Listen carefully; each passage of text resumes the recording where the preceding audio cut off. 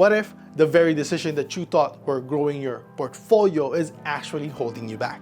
In this video, we're going to talk about the 3 costly mistakes that I made that cost me time, money, and growth, but also taught me a valuable lesson. If you're serious about investing and avoiding these 3 costly mistakes, keep watching. This could completely transform your investment strategy. But before that, let me know in the comments, what is the biggest lesson learned moment that you've experienced ever since you started investing? If you're new here, my name is Ron and welcome to Pinoy Stock Investor. When I started investing, I wanted to build wealth and make smart moves. But no one warned me about the pitfalls. Instead, I learned the hard way through these costly mistakes. Each mistake started with good intentions but backfired. I'll show exactly what happened, how it impacted my portfolio, and what can you do to avoid them. Let's break it down.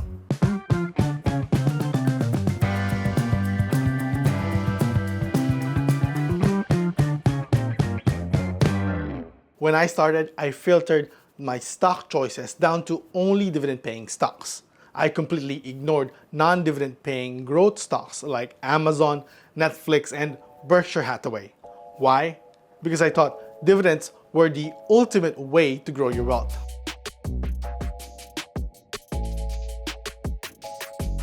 I owned Dominion Energy, Dover, General Motors, 3M, and similar companies.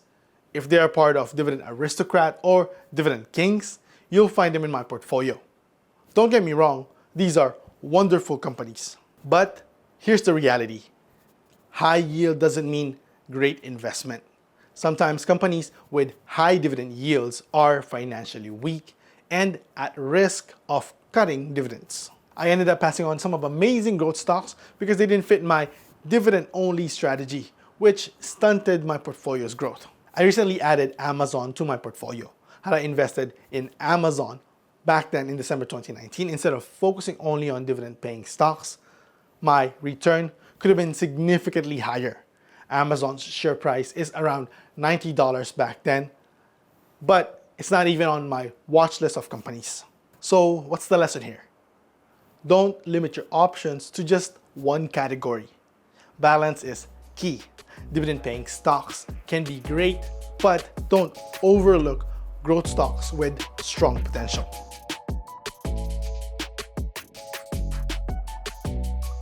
This one is tough to admit. After holding a certain stocks for a while, I hit those red days where the losses piled up. Instead of revisiting my thesis, I let my emotions take over and sold at a loss. Fear got the better of me. Selling during a downturn felt like a relief at the moment. But in hindsight, it only locked in my losses. The companies that I sold could have rebounded if I just stayed disciplined. And guess what? Not so long after I sold those positions, the stock went so high. Emotional investing cost me not just money, but the confidence in my strategy. I sold Meta after it dropped by more than 40%, only to watch it recover and grow by more than 100% of my original cost basis. Same thing happened with Micron and Netflix. The lesson is, be mindful of your emotions. It's natural to feel emotional about gains and losses because we're people. We have complex emotions. But being aware of this can help us stay in control. And don't forget your investment thesis. Before making any investment decisions, ask yourself, why did I invest in this company at the first place?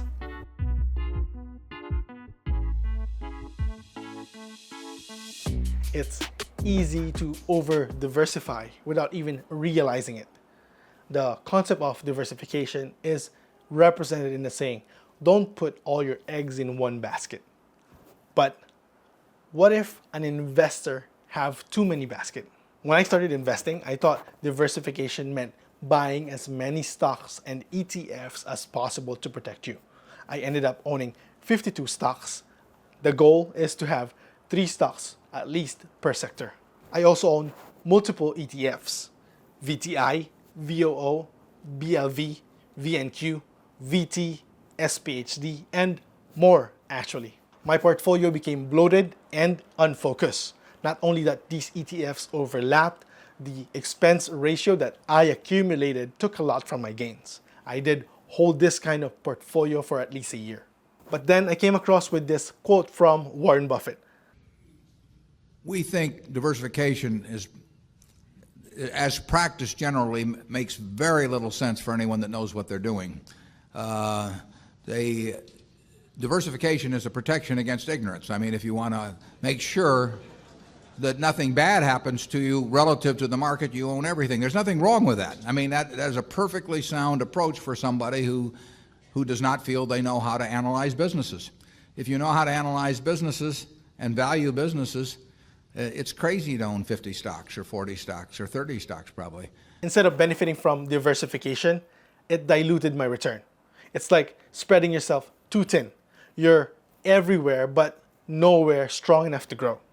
Over diversification held me back until I realized that I needed a more concentrated approach. How about you? How many stocks do you have on your portfolio right now? Let me know in the comments if you can beat my 52 stocks back then. And if you're getting value in this video, don't forget to hit the like button and subscribe. It's free and definitely will help my channel. And by the way, the amount of dividends that I received from that 52 stocks back then is $345. Year over year, I started trimming down and reducing the amount of companies in my portfolio. I learned a lot more about the companies that I have high conviction and sold the companies that doesn't really fit my investment style. All those selling over the years actually generated $1,352, which I reinvested back into the portfolio to increase my core holdings. Each of these mistakes taught me this same lesson. A good investment strategy is about balance, chasing yields, acting on emotions, and over-diversifications are common mistakes, but they're avoidable. The key is to focus on quality, stay disciplined, and keep your portfolio aligned with your goals. Once I adjusted my approach, my strategy improved dramatically. I started focusing on strong companies, sticking to my thesis, and building a leaner and more strategic portfolio. And guess what? My portfolio growth finally took off. Each of the companies that I'm holding are up by double digits, and 3 of my core holdings, Apple, Microsoft, and Berkshire Hathaway, are up more than 30%. And I already reached my first 100K. If you're just starting out, learn from these mistakes to fast-track your growth. Make sure to keep your emotions in check and don't forget your investment thesis. And while diversification can reduce risk, it's knowing and understanding what you own that will push you forward. Investing is a learning journey, and even seasoned investors slip up. The key is recognizing what's not working and course correcting. One thing that worked for me is investing $100 every single day for 1 year. And if you're ready to see this simple and consistent strategy in action, check out this video. You'll see how much my portfolio skyrocketed doing this. If you get value in this video, don't forget to hit the like and subscribe to get more videos like this. Have a great day and peace.